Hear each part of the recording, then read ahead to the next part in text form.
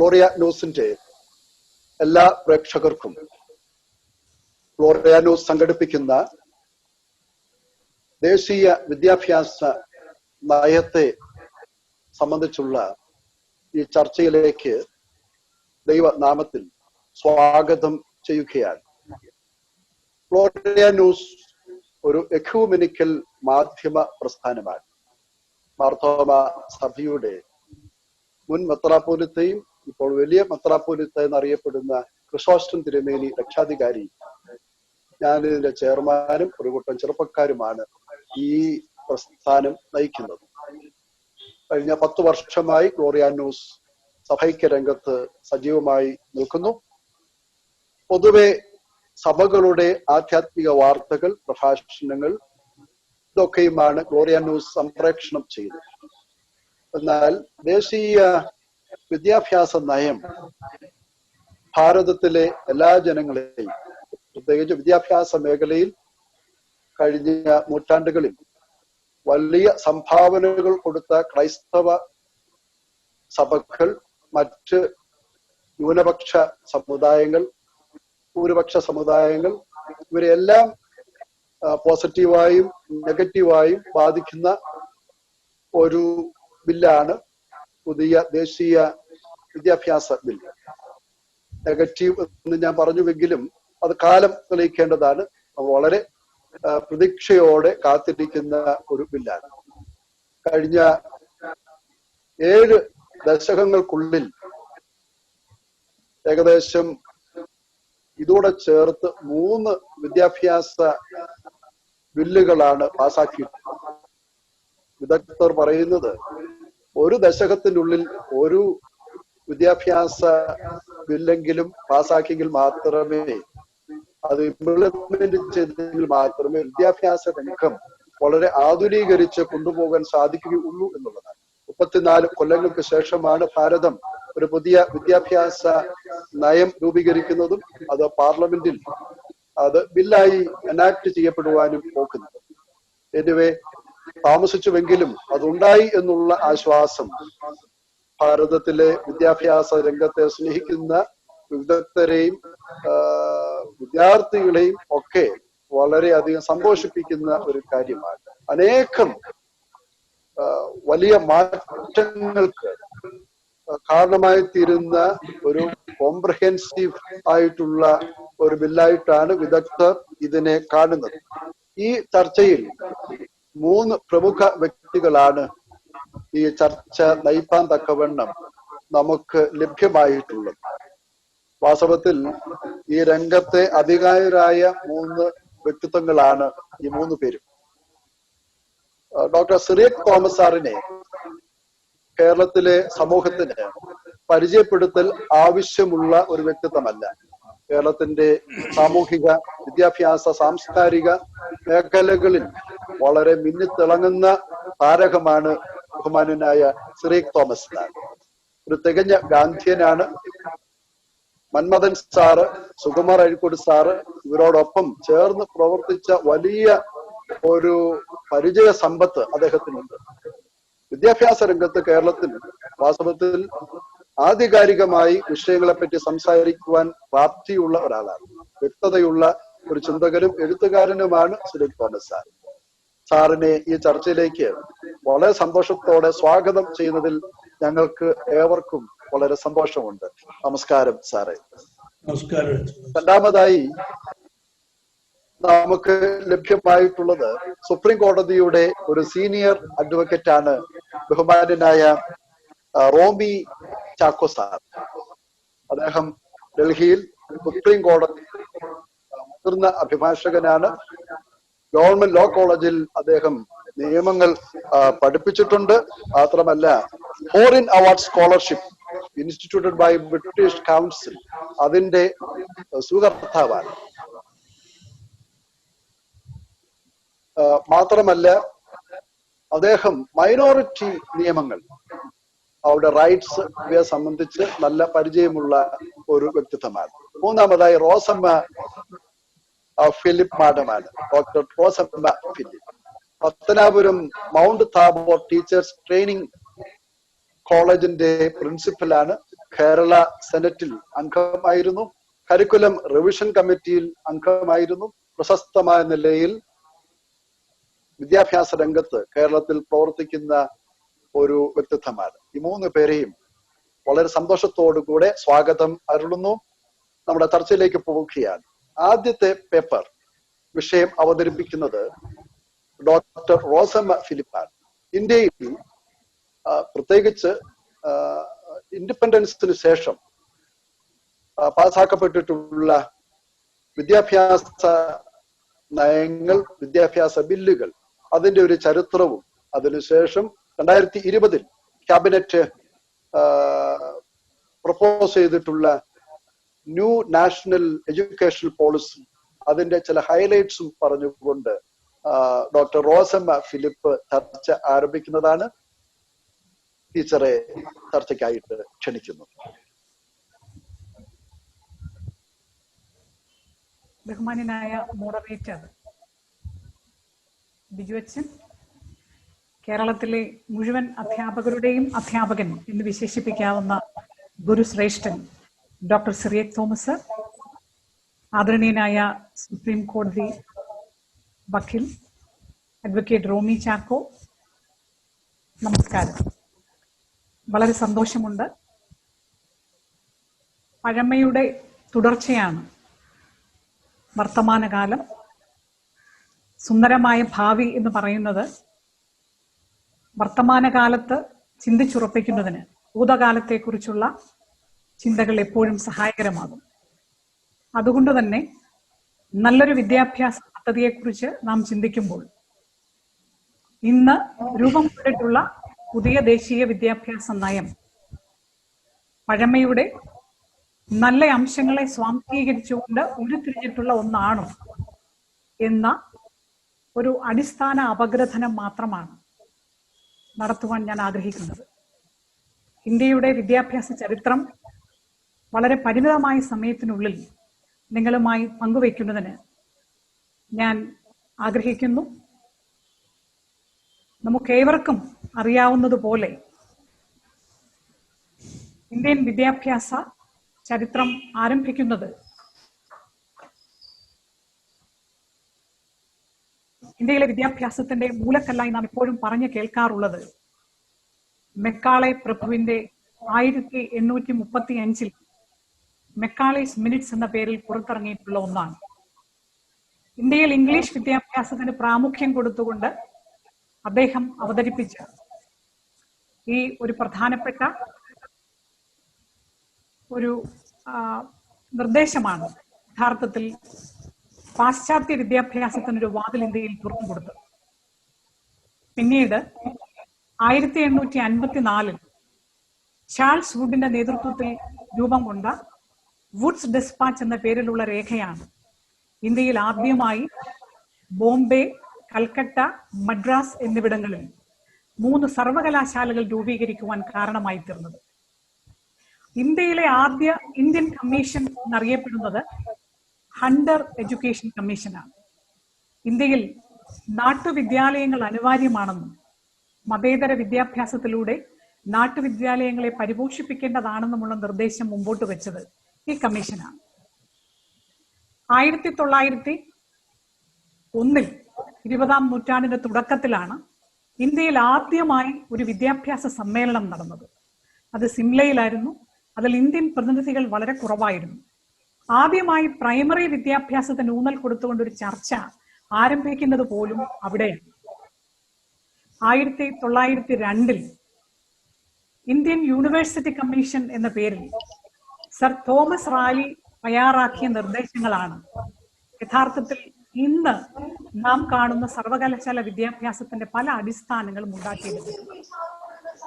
നാം ഇന്ന് കേൾക്കുന്ന സർവകലാശാല സെനറ്റ്, സിൻഡിക്കേറ്റ്, വൈസ് ചാൻസലർ തുടങ്ങിയ പദവികൾക്കൊക്കെ തന്നെ രൂപം കൊടുക്കുന്നത് തോമസ് റാലിയുടെ നിർദ്ദേശങ്ങളാണ്.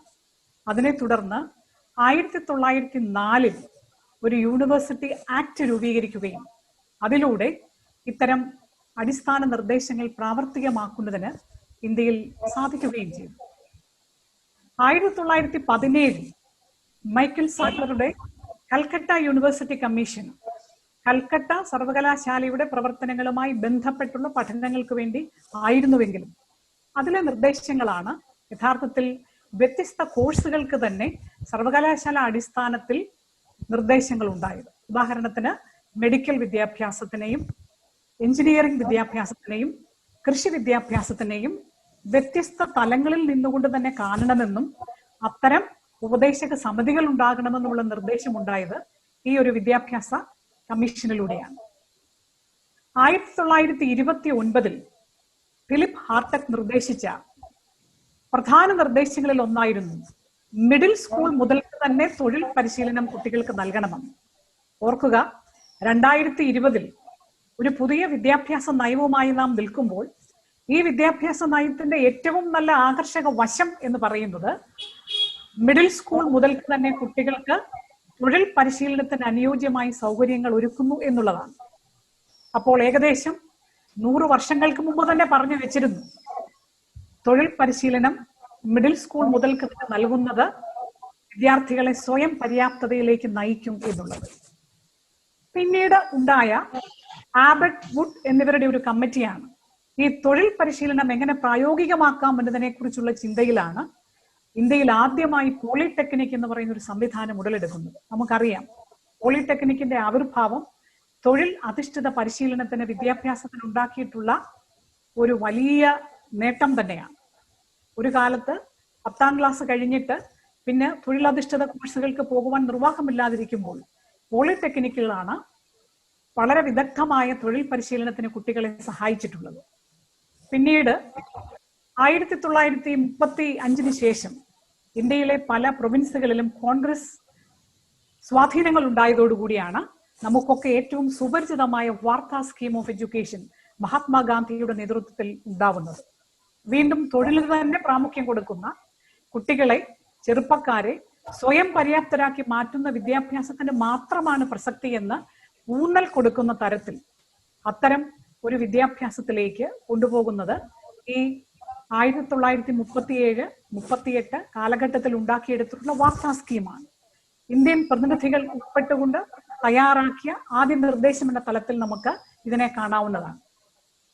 അതോടൊപ്പമാണ് ജോൺ സെറ്റ്ലറുടെ ഒരു വിദ്യാഭ്യാസ നിർദ്ദേശ സമിതിയിൽ ആദ്യമായി നിർബന്ധിത പ്രൈമറി വിദ്യാഭ്യാസം എന്നതിലേക്ക് പോകുന്നത്. 2ാം ലോകമഹായുദ്ധത്തിനോടനുബന്ധിച്ച് ഇന്ത്യയിൽ ദാരിദ്ര്യവും ക്ഷാമവും കൊടികുത്തി വാഴുന്ന ഒരു കാലത്ത് കുട്ടികളെ വിദ്യാഭ്യാസ സ്ഥാപനങ്ങളിലേക്ക് അയക്കുവാൻ തന്നെ മാതാപിതാക്കൾ മടിക്കുന്ന കാലത്ത് നിർബന്ധിത പ്രൈമറി വിദ്യാഭ്യാസം എന്ന ആശയം ഉടലെടുക്കുന്നത് ഈ സമയത്താണ്. സ്വാതന്ത്ര്യ അനന്തര ഭാരതത്തിലേക്ക് നോക്കിയാൽ നമുക്കറിയാം, സ്വാതന്ത്ര്യം നേടിയ ഉടൻ തന്നെ ഇന്ത്യൻ ഭരണാധികാരികളുടെ കാഴ്ചപ്പാട് ഉന്നത വിദ്യാഭ്യാസ രംഗം സംശുദ്ധമാക്കിയാൽ, പരിഷ്കരിച്ചാൽ രാജ്യം പുരോഗമിക്കുമെന്നുള്ളതായിരുന്നു. അതുകൊണ്ടാണ് സ്വതന്ത്ര ഭാരതത്തിലെ ആദ്യത്തെ കമ്മീഷൻ യൂണിവേഴ്സിറ്റി എഡ്യൂക്കേഷൻ കമ്മീഷൻ എന്ന പേരിൽ ഡോക്ടർ രാധാകൃഷ്ണന്റെ നേതൃത്വത്തിൽ രൂപീകൃതമായതും ഉന്നത വിദ്യാഭ്യാസം മെച്ചപ്പെടുത്തുന്നതിനു വേണ്ട പല അടിസ്ഥാന സിദ്ധാന്തങ്ങളും മുമ്പോട്ട് വെച്ചതും. വളരെ പ്രായോഗികമായി ഇന്ത്യൻ ചരിത്രത്തിൽ ആദ്യമായി ഇന്ത്യൻ ജനതയ്ക്കൊരു വിദ്യാഭ്യാസ ലക്ഷ്യം ഉണ്ടാക്കിയ വിദ്യാഭ്യാസ നിർദ്ദേശങ്ങൾ എന്ന് പറയുന്നത് ഈ യൂണിവേഴ്സിറ്റി എഡ്യൂക്കേഷൻ കമ്മീഷനിലായിരുന്നു. ഇതിനു മുമ്പുണ്ടായിരുന്ന എല്ലാ കമ്മിറ്റികളുടെയും നിർദ്ദേശങ്ങൾ ഇന്ത്യൻ ജനതയുടെ വിദ്യാഭ്യാസ ലക്ഷ്യങ്ങളോ ജീവിത ലക്ഷ്യങ്ങളുമായി ബന്ധപ്പെട്ടതായിരുന്നില്ല. എന്നാൽ ഇന്ത്യ എന്ന മഹാരാജ്യത്തെ ജനങ്ങളുടെ ലക്ഷ്യം എന്താണെന്ന് ബോധ്യപ്പെടുത്തുന്ന തരത്തിലുള്ള ഒരു വിദ്യാഭ്യാസ നിർദ്ദേശങ്ങൾ ഉടലെടുത്തത് ഈ രാധാകൃഷ്ണൻ കമ്മീഷനിലൂടെയാണ്. ഏകദേശം 4-5 വർഷങ്ങൾക്ക് ശേഷം തന്നെ നമ്മുടെ വിദ്യാഭ്യാസ വിചക്ഷണരും ഭരണാധികാരികളും തിരിച്ചറിഞ്ഞു ഉന്നത വിദ്യാഭ്യാസം സംശുദ്ധമാക്കപ്പെടുന്നത് അടിസ്ഥാന വിദ്യാഭ്യാസത്തിലെ പരിഷ്കരണത്തിലൂടെയാണ്. അതായത് സെക്കൻഡറി തലം വരെയുള്ള വിദ്യാഭ്യാസം മെച്ചപ്പെടുത്തിയാൽ മാത്രമാണ് ഉന്നത വിദ്യാഭ്യാസത്തിന് സാധ്യതയുള്ളത്. സെക്കൻഡറി തലം കഴിയുമ്പോൾ തന്നെ ഉന്നത വിദ്യാഭ്യാസത്തിൽ പങ്കെടുക്കുന്ന കുട്ടികളുടെ എണ്ണം കുറയുന്നതിനാൽ നമുക്കെങ്ങനെ ഉന്നത വിദ്യാഭ്യാസം കാക്ഷിക്കുന്ന ഒരു അടിസ്ഥാന വിദ്യാഭ്യാസമുള്ള തലമുറയെ ഉണ്ടാക്കിയെടുക്കാം. അതിലൂടെയാണ് മുതലിയാർ വിദ്യാഭ്യാസ കമ്മീഷൻ സെക്കൻഡറി വിദ്യാഭ്യാസ കമ്മീഷൻ എന്ന പേരിൽ രൂപീകൃതമായി. പിന്നീട് 1964-66 കാലഘട്ടത്തിൽ സമഗ്രമായൊരു വിദ്യാഭ്യാസ നയം ഇന്ത്യക്ക് ആവശ്യമാണെന്ന്, അതിനെ വ്യത്യസ്ത തലങ്ങളിൽ നിന്നുകൊണ്ട് കാണാതെ ഒന്നായി കാണേണ്ട ഒരു പരിഗണനയിൽ രൂപീകരിക്കേണ്ടതാണെന്നും ഉള്ള ബോധ്യത്തിൽ ഡോക്ടർ കോത്താരിയുടെ നേതൃത്വത്തിൽ ഉണ്ടാക്കിയെടുത്ത നാഷണൽ എഡ്യൂക്കേഷൻ പോളിസിയാണ് ഇന്ത്യൻ വിദ്യാഭ്യാസ കമ്മീഷൻ എന്ന പേരിൽ ഉണ്ടാക്കിയെടുത്തത്.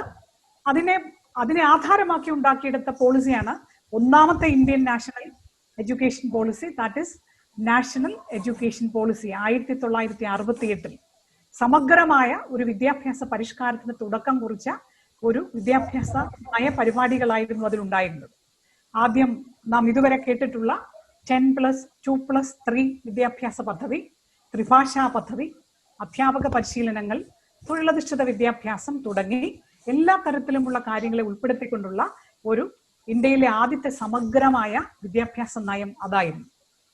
പിന്നീട് ഏകദേശം 18 വർഷങ്ങൾ കഴിഞ്ഞ് രാജീവ് ഗാന്ധി ഇന്ത്യൻ പ്രധാനമന്ത്രി പദത്തിൽ ഇരിക്കുമ്പോൾ 21ാം നൂറ്റാണ്ടിലേക്ക് നമുക്കൊരു വിദ്യാഭ്യാസം ആവശ്യമില്ലേ എന്ന ചിന്തയുടെ അടിസ്ഥാനത്തിലാണ് ഒരു ദേശീയ വിദ്യാഭ്യാസ നയത്തിന് രൂപം കൊടുക്കുന്നതും നാം ഇന്ന് ഇന്ത്യയിൽ അനുഭവിക്കുന്ന പല വിദ്യാഭ്യാസ മെച്ചങ്ങളും ഗുണങ്ങളും അതിന്റെ തുടർച്ച എന്ന വണ്ണം ഇന്ത്യയിൽ ആവിഷ്കരിക്കപ്പെട്ടത്. ആ ദേശീയ വിദ്യാഭ്യാസ നയത്തിലൂടെയാണ് ആദ്യമായി സ്വാതന്ത്ര്യം, തുല്യത, ജനാധിപത്യം തുടങ്ങിയ എല്ലാ മൂല്യങ്ങളെയും സംരക്ഷിക്കുന്ന വിദ്യാഭ്യാസം ഇന്ത്യയിൽ കാരണമാകുന്നത്. പിന്നീട് അതിനോടനുബന്ധിച്ച് ആചാര്യ രാമമൂർത്തി കമ്മിറ്റി പല പരിഷ്കരണങ്ങളും നടത്തിയെങ്കിലും ഒരു പുതിയ വിദ്യാഭ്യാസ നയം എന്ന പേരിൽ ഒന്നും ഉണ്ടാക്കിയെടുക്കുവാൻ നമുക്ക് കഴിഞ്ഞില്ല. ഇന്ന് 34 വർഷങ്ങൾക്ക് ശേഷം 2020 ശ്രീ കസ്തൂരി രംഗന്റെ നേതൃത്വത്തിൽ പുതിയ ഒരു ദേശീയ വിദ്യാഭ്യാസ നയം രൂപീകൃതമാകുമ്പോൾ അത് 5+3+3+4 എന്ന തലത്തിൽ എത്തി നിൽക്കുകയാണ്. ഈ പുതിയ വിദ്യാഭ്യാസ നയത്തിലേക്ക് നാം വരുമ്പോൾ തീർച്ചയായും വളരെ സമഗ്രമായിട്ടുള്ള ഒരു വിദ്യാഭ്യാസ നയമാണ് എഴുതപ്പെട്ടിരിക്കുന്നത് എന്നത് സൂചിപ്പിക്കുവാൻ ഞാൻ ആഗ്രഹിക്കുന്നു. പ്രായോഗിക തലത്തിലെത്തുമ്പോൾ അത് എങ്ങനെയാവും എന്നുള്ളത് നാം വളരെ സൂക്ഷ്മ ബുദ്ധിയോടെ നിരീക്ഷിക്കേണ്ട ഒന്നാണ്. ലിഖിതപ്പെട്ടിരിക്കുന്ന ഒരു ദേശീയ വിദ്യാഭ്യാസ നയം 2020 അങ്ങേയറ്റം ആകർഷകവും സമ്പൂർണവുമായി തോന്നുന്നുണ്ട്. കാരണം വളരെ ബാല്യം മുതൽക്ക് തന്നെ ഒരു കുഞ്ഞിന്റെ വിദ്യാഭ്യാസം ഊന്നൽ കൊടുത്തുകൊണ്ട് ആദ്യമായി പ്രീ പ്രൈമറിക്ക് മുമ്പ് തന്നെ ഒരു ഏർലി ചൈൽഡ്ഹുഡ് കെയർ എഡ്യൂക്കേഷൻ, ശിശു വിദ്യാഭ്യാസത്തിന്റെ പ്രാധാന്യത്തിന് ഊന്നൽ കൊടുത്തുകൊണ്ട് ഉന്നത വിദ്യാഭ്യാസം വരെ തുടർച്ചയായി സമഗ്രമായ രീതിയിൽ ആവിഷ്കരിച്ചിരിക്കുന്ന ഒരു വിദ്യാഭ്യാസ നയമാണ്. അതുകൊണ്ട് തന്നെ പ്രാദേശിക തലത്തിൽ ഒരു കൊച്ചു കുഞ്ഞിന് വീട്ടിൽ ജനിച്ചു വീഴുന്ന ഒരു കൊച്ചു കുഞ്ഞിന് അതിന്റെ 3 വയസ്സ് 2.5 വയസ്സ് മുതൽക്കൊക്കെ തന്നെ അടിസ്ഥാന വിദ്യാഭ്യാസത്തിന്, പരിശീലനത്തിന് സന്തോഷകരമായ സാഹചര്യങ്ങൾ ഒരുക്കുന്ന പ്രാദേശിക വിദ്യാഭ്യാസ ഉറവിടങ്ങളെ പരിപോഷിപ്പിച്ച് അവിടെ വേണ്ടത്ര പരിശീലനമുള്ള അധ്യാപകരെ നിയോഗിച്ച് വിദ്യാഭ്യാസം മെച്ചപ്പെടുത്തുവാനും വിദ്യാലയങ്ങളിലേക്ക് കുട്ടികൾക്ക് ഒരു ആകർഷണം ഉണ്ടാക്കിയെടുക്കുവാനും സഹായകരമാകുന്ന തരത്തിലാണ് പുതിയ വിദ്യാഭ്യാസ നയം രൂപീകരിച്ചിരിക്കുന്നത് എന്നുള്ളത് സന്തോഷകരമാണ്. കാരണം ബാല്യത്തിൽ വിദ്യാഭ്യാസത്തിനോട് ഉള്ളെടുക്കുന്ന മനോഭാവങ്ങളാണ് പിന്നാലെയും തുടർന്നു പോകുന്നത്. അറിവിന് വേണ്ടി പഠിക്കുക, പഠിക്കുന്നതിന് വേണ്ടി അറിയുക, ഇവ രണ്ടും വ്യത്യസ്തമാണ്. പ്രൈമറി വിദ്യാഭ്യാസത്തിന്റെ അടിസ്ഥാന ലക്ഷ്യങ്ങളിൽ ഒന്ന് അറിവിന് വേണ്ടി പഠിക്കുക എന്നുള്ളതല്ല, മറിച്ച് പഠിക്കുന്നതിന് വേണ്ടി അറിയുക എന്നുള്ളതാണ്. പഠിക്കുന്നതിന് വേണ്ടി അറിയാത്ത ഒരു കുട്ടിക്ക് അറിയുന്നതിന് വേണ്ടി പഠിക്കുക അസാധ്യമായിരിക്കും. പഠിക്കുന്നതിന് വേണ്ടി അറിയുക എന്നത് അടിസ്ഥാന സാക്ഷരതാ നിപുണതകളിലൂടെയാണ് നേടിയെടുക്കേണ്ടത്, ലിറ്ററസി സ്കിൽസ്. ഈ പുതിയ വിദ്യാഭ്യാസ നയത്തിൽ വലിയ പ്രാധാന്യത്തോടു കൂടിയാണ് ഫൗണ്ടേഷൻ ലിറ്ററസി, ന്യൂമറസി ഇവയ്ക്ക് പ്രാധാന്യം കൊടുത്തിരിക്കുന്നത്. അടിസ്ഥാന സാക്ഷരതയും അടിസ്ഥാന ഗണിത സാക്ഷരതയും കുട്ടികൾക്ക് കൊടുക്കത്തക്ക രീതിയിലാണ് ഇത് ആവിഷ്കരിച്ചിരിക്കുന്നത് എന്നുള്ളത് സന്തോഷകരമാണ്. പ്രൈമറി വിദ്യാഭ്യാസം പൂർത്തിയാക്കുന്ന ഒരു വിദ്യാർത്ഥിക്ക് വ്യത്യസ്തമായ തൊഴിൽ മേഖലകൾ പരിചയപ്പെടുത്തി കൊടുക്കുന്ന തരത്തിലുള്ള വൊക്കേഷണൽ ഓറിയന്റേഷൻ ഇതിൽ ഉൾപ്പെടുത്തിയിട്ടുണ്ട് എന്നുള്ളത് വളരെ സന്തോഷകരവും കുട്ടികൾക്ക് ഗുണകരവുമാണ്. സ്കൂൾ വിദ്യാഭ്യാസം പൂർത്തിയാക്കുന്ന ഒരു കുട്ടിക്ക് പോലും സ്വന്തം ജീവിതത്തിന്റെ നിലനിൽപ്പിന് വേണ്ട സ്വയം പര്യാപ്തതയ്ക്ക് അനുയോജ്യമായ തൊഴിലിലേക്ക് അവരെ നയിക്കുവാൻ ഇത് സഹായിച്ചേക്കാം എന്നുള്ളത് വളരെ ആകർഷകമാണ്. പക്ഷേ ഇത്തരം തൊഴിൽ പരിശീലനങ്ങൾ കൊടുക്കുന്ന ഏജൻസികൾ ആരാണ്? ഇത്തരം തൊഴിൽ പരിശീലനങ്ങൾക്ക് നാം കുട്ടികളെ അയക്കുന്ന ഇടങ്ങൾ ആരാണ്? ഇതിന്റെ മെച്ചം അനുഭവിക്കാൻ പോകുന്നത് ആരാണ് എന്നുള്ളത് ആധുനിക ഭാരതത്തിന്റെ പശ്ചാത്തലത്തിൽ ചിന്തിക്കുമ്പോൾ ചിലപ്പോൾ അത് ചൂഷണമായി മാറുമോ എന്നുള്ളതും നാം നിരീക്ഷിക്കേണ്ടതാണ്. അങ്ങേയറ്റം ഇന്ത്യൻ സംസ്കാരത്തിനും ഇന്ത്യൻ പാരമ്പര്യത്തിനും അനുയോജ്യമായ മൂല്യങ്ങൾ കുട്ടികൾ ഉൾക്കൊണ്ടുകൊണ്ട് വളരണം എന്നാണ് ആവിഷ്കരിച്ചിരിക്കുന്നത്. അതിന് അനുയോജ്യമായൊരു പാഠ്യപദ്ധതി ഉണ്ടാക്കും എന്ന് ഈ നയം പറഞ്ഞിരിക്കുന്നു.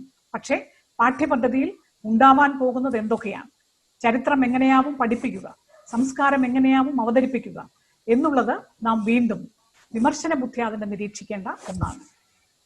ഒരു സ്കൂൾ വിദ്യാഭ്യാസം കഴിയുന്ന കുട്ടിക്ക് ഉന്നത വിദ്യാഭ്യാസത്തിലേക്ക് കടക്കുമ്പോൾ വളരെ വ്യത്യസ്തമായ തരത്തിലുള്ള തെരഞ്ഞെടുപ്പുകൾക്ക് ഈ നയം സഹായകരമായിട്ടുണ്ട്. മുൻകാലങ്ങളിൽ ഒരു ബിരുദ കോഴ്സിന് ചേർന്നാൽ 1-2 വർഷം കഴിഞ്ഞ് ഇട്ടിട്ട് പോകുന്ന, ഇഷ്ടമില്ലാതെ പോകുന്ന കുട്ടിക്ക് ആ ഒരു കോഴ്സ് തന്നെ നഷ്ടപ്പെടുമ്പോൾ ഒരു കുട്ടി ഇതിൽ പഠിക്കുന്നതനുസരിച്ച് സർട്ടിഫിക്കറ്റ്, ഡിപ്ലോമ, ഡിഗ്രി എന്ന തലത്തിലേക്ക്, പൂർണ്ണമാക്കിയാൽ ഡിഗ്രി എന്ന തലത്തിലേക്ക് കുട്ടിയെ സഹായിക്കുന്നു എന്നുള്ളതും വളരെ നല്ലതാണ്. ഉന്നത വിദ്യാഭ്യാസ രംഗത്ത് നൂതന സാങ്കേതിക വിദ്യകളുടെ സഹായങ്ങൾ ഉറപ്പിക്കുന്നതും ഇന്ത്യൻ വിദ്യാർത്ഥികളെ ആഗോള തലത്തിലുള്ള വിവിധ സർവകലാശാല വിദ്യാർത്ഥികളുമായി ബന്ധിപ്പിക്കുന്ന തരത്തിലുള്ള ഗ്ലോബൽ ബെസ്റ്റ് എഡ്യൂക്കേഷൻ എന്ന പേരിൽ നാമകരണം ചെയ്തിരിക്കുന്ന ഈ നയം തീർച്ചയായും ഒരു ഗ്ലോബൽ സിറ്റിസൺ എന്ന നിലയിൽ കുട്ടി ഉയർത്തുവാൻ സഹായകരമായി മാറിയേക്കാം. വളരെ പ്രഗത്ഭരായിട്ടുള്ള അധ്യാപകരെ എല്ലാ തരത്തിലും പരിപോഷിപ്പിക്കുന്ന പരിശീലനങ്ങൾ മാത്രമല്ല, അവർക്ക് വേണ്ടത്ര തരത്തിലുള്ള പ്രോത്സാഹനങ്ങളും നൽകുന്നു എന്നുള്ളതും സന്തോഷകരമാണ്. ഇങ്ങനെ നോക്കുമ്പോൾ വിദ്യാർത്ഥികൾക്കും അധ്യാപകർക്കും രക്ഷാകർത്താക്കൾക്കും സ്വീകാര്യമായ ഒരു നയമാണ് ലിഖിതപ്പെട്ടിരിക്കുന്നത്. എന്നാൽ അത് പ്രായോഗിക തലത്തിലേക്ക് വരുമ്പോൾ അടിസ്ഥാനപരമായി അതിന്റെ നന്മകൾ പ്രയോഗത്തിൽ വരാൻ ഇടയാകട്ടെ എന്ന് ആശംസിച്ചുകൊണ്ട് ഞാൻ അവസാനിപ്പിക്കുന്നു. Thank you Rosamma teacher. ഏതാണ്ട് ഒരു നൂറ്റാണ്ടിലെ ചരിത്രം 15 മിനിറ്റ് കൊണ്ട് നമ്മുടെ മുമ്പാകെ അവതരിപ്പിക്കപ്പെട്ടു. പുതിയ എഡ്യൂക്കേഷണൽ പോളിസിയിൽ ഹൈലൈറ്റ് ചെയ്യപ്പെട്ടിട്ടുള്ള പ്രധാന വസ്തുതകളും ആ പ്രസന്റേഷനിൽ പറയുവാനായിട്ട് പരിശ്രമിച്ചതിനെ ശ്ലാഘിക്കുന്നു.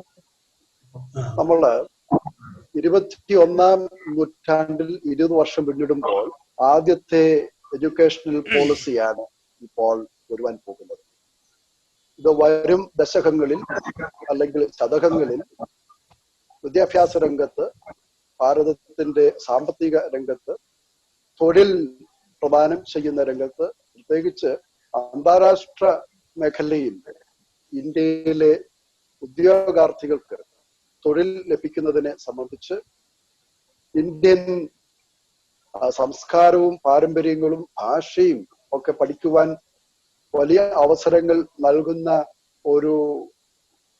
ഒരു നയമാണ് രൂപീകരിക്കപ്പെട്ടിട്ടുള്ളത് എന്നുള്ളത് ഈ പോളിസിയുടെ വലിയ ഹൈലൈറ്റ് ആയി മാധ്യമങ്ങൾ മുമ്പോട്ട് വയ്ക്കുന്ന ഒരാശയമാണ്.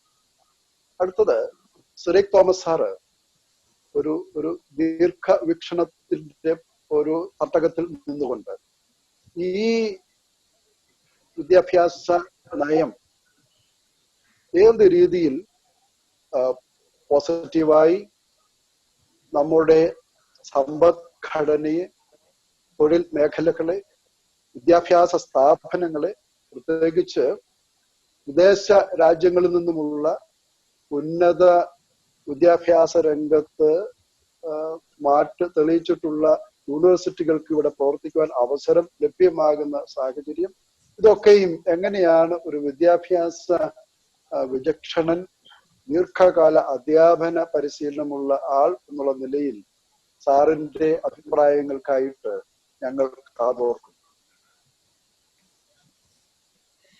ഏറ്റവും ആദരണീയനായ മോഡറേറ്റർ ബിജു അച്ഛൻ, പ്രിയപ്പെട്ട അഡ്വക്കേറ്റ് ശ്രീ റോമി ചാക്കോ, ആദരണീയായ റോസ്മ ഫിലിപ്പ്, നമ്മളിതൊക്കെ മോണിറ്റർ ചെയ്യുന്ന ശ്രീ അഭിജിത്ത്, ഈ വെബിനാറിൽ പങ്കെടുക്കുന്ന മറ്റ് ബഹുമാന്യരായ സുഹൃത്തുക്കൾ, ആദ്യമായി ഇങ്ങനെ ഒരു ചിന്താ സംവാദം സംഘടിപ്പിച്ചതിൽ ഞാൻ ബഹുമാനപ്പെട്ട അച്ഛനെയും ഗ്ലോറിയ ന്യൂസിനെയും പ്രത്യേകമായി അഭിനന്ദിക്കട്ടെ. കാലികമായ ഒരു വിഷയത്തെ പറ്റി ആ വിഷയം ദേശീയമായ ശ്രദ്ധയിൽ വരുന്ന ഏതാനും ദിവസങ്ങൾക്കുള്ളിൽ തന്നെ ഇങ്ങനെയൊരു സംവാദത്തെ സംഘടിപ്പിക്കാൻ മുൻകൈയെടുത്തു എന്നുള്ളതിൽ തീർച്ചയായും ഞങ്ങൾ എല്ലാവരും അച്ഛനോടും ഗ്ലോറിയ ന്യൂസിനോടും കടപ്പെട്ടിരിക്കുന്നു എന്ന് പറയാനാണ് ഞാൻ ഇഷ്ടപ്പെടുന്നത്. ഡോക്ടർ റോസമ്മ അതിമനോഹരമായി എന്ന് പറയണം, ചുരുങ്ങിയ സമയം കൊണ്ട് നമ്മുടെ ഈ രാജ്യത്തിന്റെ ആധുനിക ഭാരതത്തിന്റെ വിദ്യാഭ്യാസ ചരിത്രത്തിലൂടെ, അല്ലെങ്കിൽ നമ്മൾ ശൈലിയിൽ പറഞ്ഞാൽ through the educational map of the country, she was taking us along. വളരെ ഭംഗിയായി ഓരോരോ കമ്മീഷനെ പറ്റി, കാലാകാലങ്ങളിൽ അവർ മുന്നോട്ട് വെച്ച നിർദ്ദേശങ്ങളെ പറ്റി, എങ്ങനെയാണ് അത് നമ്മളുടെ ഭാരതത്തിന്റെ വിദ്യാഭ്യാസ പുരോഗതിയിൽ ആധുനിക കാലത്ത് നാഴികക്കല്ലുകളായി നമുക്കിപ്പോൾ കാണാൻ കഴിയുന്നത് എന്നതിനെ പറ്റിയൊക്കെ ഡോക്ടർ റോസമ്മ വളരെ ഭംഗിയായി തന്നെ പറഞ്ഞിട്ടുണ്ട്. നമുക്കൊക്കെ അതൊരു ഇൻസൈറ്റ്ഫുൾ ലേണിംഗ് പ്രോസസ് ആയിരുന്നു അത് ശ്രദ്ധിച്ച് കേൾക്കുന്ന ആളുകളെ സംബന്ധിച്ച്. റോസമ്മയെ പ്രത്യേകമായി ഞാൻ അനുമോദിക്കട്ടെ.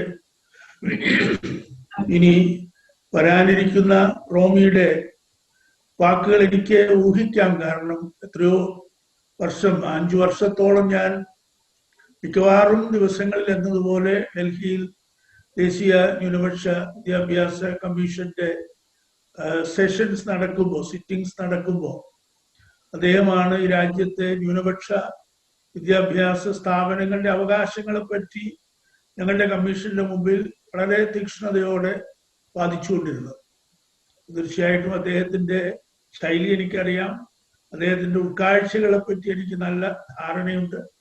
തീർച്ചയായിട്ടും ഇവിടെയും അദ്ദേഹം പറയുമ്പോൾ അദ്ദേഹത്തിന്റെ ഫസ്റ്റ് പ്രയോറിറ്റി വിദ്യാഭ്യാസമാകുമോ ന്യൂനപക്ഷ അവകാശങ്ങളാകുമോ എന്നുള്ളത് പോലും നമുക്ക് ശ്രദ്ധിക്കേണ്ട ഒരു കാര്യമായി വന്നേക്കാം.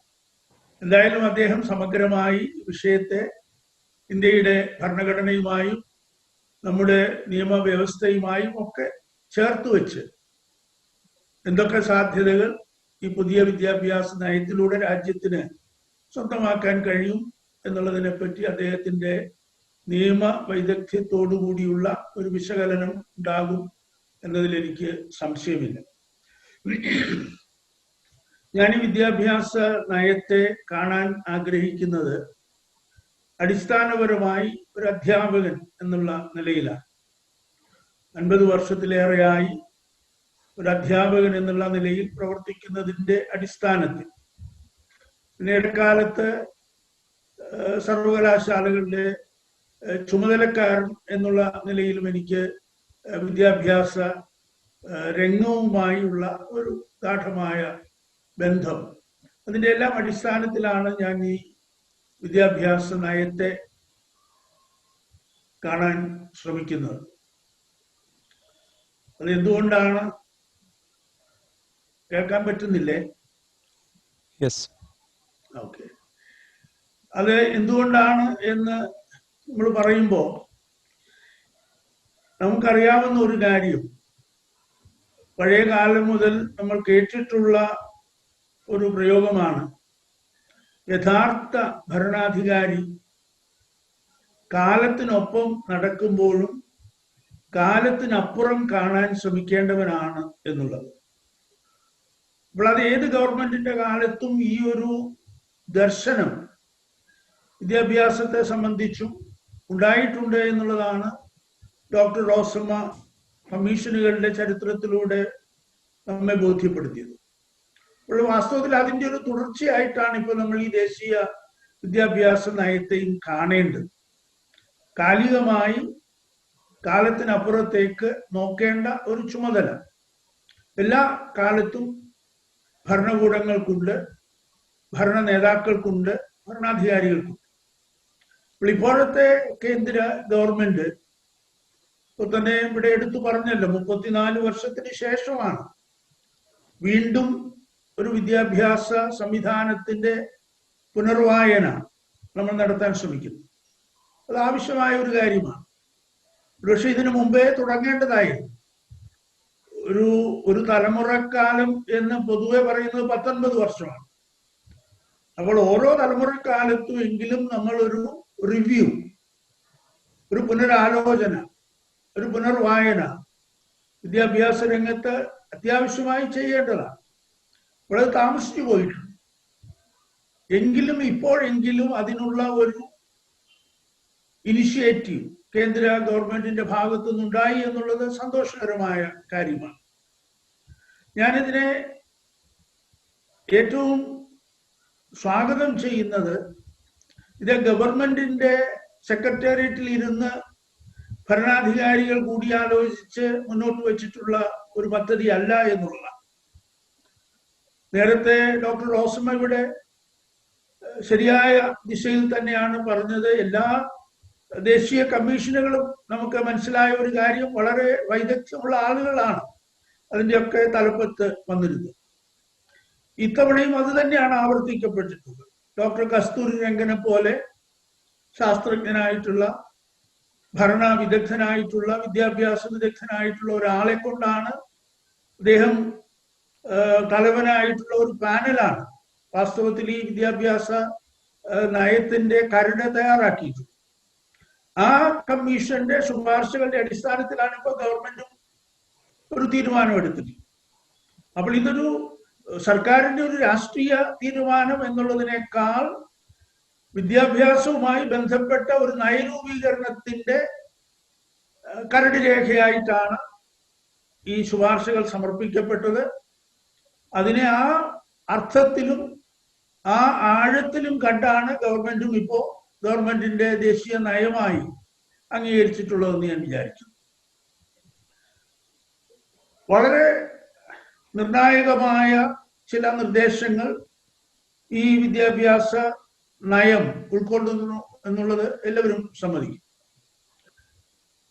ഞാനിതിനെ കാണുന്നത് അതുകൊണ്ട് ഇതൊരു ജനങ്ങളാൽ തിരഞ്ഞെടുക്കപ്പെട്ട ഒരു ഗവൺമെന്റ് ആ ചുമതലാ നിർവഹണത്തിന്റെ ഭാഗമായി രാജ്യ താല്പര്യത്തെ മുൻനിർത്തി ആവിഷ്കരിച്ചിട്ടുള്ള ഒരു വിദ്യാഭ്യാസ നയം എന്നുള്ള നിലയിൽ കാണുന്നതാണ് അതിനോട് നമുക്ക് ചെയ്യാവുന്ന ഒരു പോസിറ്റീവ് റെസ്പോൺസ് എന്ന് ഞാൻ വിചാരിച്ചു. പക്ഷെ റോസമ്മയും സൂചിപ്പിച്ചു, തീർച്ചയായിട്ടും അഡ്വക്കേറ്റ് റോമി ഇനി അത് കൂടുതൽ നമ്മളെ ആ ഭാഗത്തും നമ്മളെ അദ്ദേഹം ബോധവൽക്കരിക്കുമെന്ന് ഞാൻ വിചാരിക്കുന്നു. ഇതിന്റെ യഥാർത്ഥമായ നടത്തിപ്പ് വരുമ്പോഴാണ്, in the process of implementation, അപ്പോഴാണ് നമുക്കിതിൽ വരാവുന്ന സ്വാഭാവികമായ വൈകല്യങ്ങൾ ഉണ്ടോ എന്നുള്ളത് നമുക്ക് അറിയാൻ പറ്റുക. ഒന്നിനെയും നമുക്ക് പ്രൈമ ഫേസ്, ഞാൻ പറയുന്നത് പ്രാഥമികമായ ദർശനത്തിൽ ഈ വിദ്യാഭ്യാസ നയം, കേന്ദ്ര ഗവൺമെന്റ് ആവിഷ്കരിച്ചിട്ടുള്ള നയം എല്ലാ അർത്ഥത്തിലും സ്വീകാര്യമായ, സ്വാഗതാർഹമായ ഒന്ന് തന്നെയാണ്. ഇനി അതിന്റെ വിശദാംശങ്ങൾ വരുമ്പോൾ, അത് നടപ്പാക്കുന്ന പ്രക്രിയ ഉണ്ടാകുമ്പോൾ നമുക്കൊരു പക്ഷേ അതിൽ നമ്മുടേതായ അഭിപ്രായങ്ങളെ, പ്രതിഷേധങ്ങളെ ഒക്കെ പറയേണ്ടി വരുമായിരിക്കാം. അത് വരാൻ പോകുന്ന ഒന്നിനെ നമ്മൾ മുൻകൂർ ജാമ്യം എടുക്കേണ്ട ഒരു കാര്യമുണ്ട് എന്ന് ഞാൻ വിചാരിക്കുന്നില്ല. അതുകൊണ്ട് ഇപ്പൊ നമുക്ക് പൂർണ്ണ മനസ്സോടെ അതിനോട് സഹകരിക്കുക, അതിന്റെ നല്ല അർത്ഥത്തിൽ തന്നെ കാണാൻ ശ്രമിക്കുക. ആ നിലയിലാണ് ഞാൻ ഇതിനെ കാണുന്നത്. എനിക്ക് ഏറ്റവും സന്തോഷം തോന്നിയ ഒരു കാര്യം, കുറെ കാലമായി വിദ്യാഭ്യാസം എന്നുള്ള പേര് വിദ്യാഭ്യാസ മന്ത്രാലയത്തിന് പോലും ഇല്ലാതെ പോയി എന്നുള്ളതാണ്. കുറെ കാലമായി നമുക്ക് നഷ്ടപ്പെട്ടു പോയ ഒന്നാണ്. ഹ്യൂമൻ റിസോഴ്സസ് ഡെവലപ്മെന്റ് എന്ന് നമ്മൾ പേര് മാറ്റി. പലരും ചോദിക്കും, what is in A name? എനിക്ക് അതിനുള്ള വളരെ വിനയപൂർവമായ മറുപടി, there is so much in a name.